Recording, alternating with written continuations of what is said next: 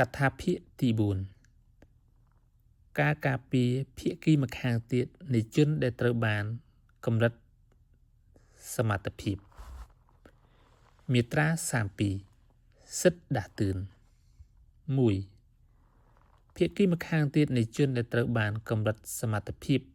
អាចដាស់តឿនឲ្យជននោះឆ្លើយថាផ្ដល់ឬមិនផ្ដល់សច្ចានុមតិលើសកម្មភាពដែលជននោះអាចលុបចោលបានក្នុងអំឡុងពេល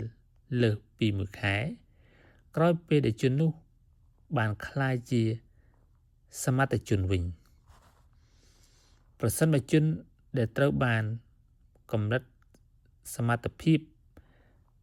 ដែលបានក្លាយជាសមត្ថជនវិញនោះមិនឆ្លើយតបក្នុងអំឡុងពេលដែលបានកំណត់ទេត្រូវចាត់ទុកថាជននោះផ្ដល់សច្ចានុមតិលើសកម្មភាពនោះ2បញ្ញត្តិនៃកថាខណ្ឌទី1ខាងលើនេះត្រូវយកមកអនុវត្តផងដែរចំពោះករណីដែលភាគីម្ខាងទៀតបានដាស់តឿន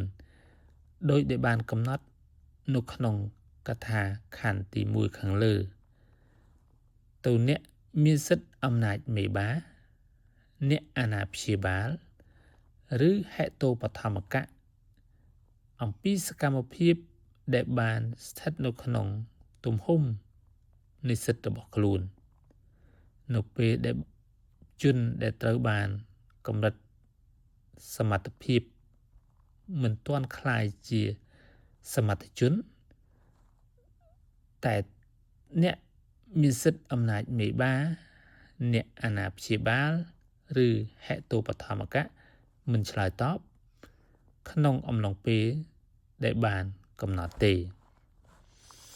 3ភាគីម្ខាងទៀតអាចដាស់តឿនឲ្យជននៅក្រោមហេតុបឋមទទួលយកសច្ចានុមតិពីហេតុបឋមកៈក្នុងអំឡុងពេលដែលបានកំណត់ក្នុងកថាខណ្ឌទី1ខាងលើនេះប្រសិនបើជននៅក្រោមហេតុបឋមមិនបានជូនដំណឹងថាខ្លួនបានទទួលសច្ចានុមតិក្នុងអំឡុងពេលនោះទេត្រូវចាត់ទុកថាជននោះបានលុបចោលសកម្មភាពនោះ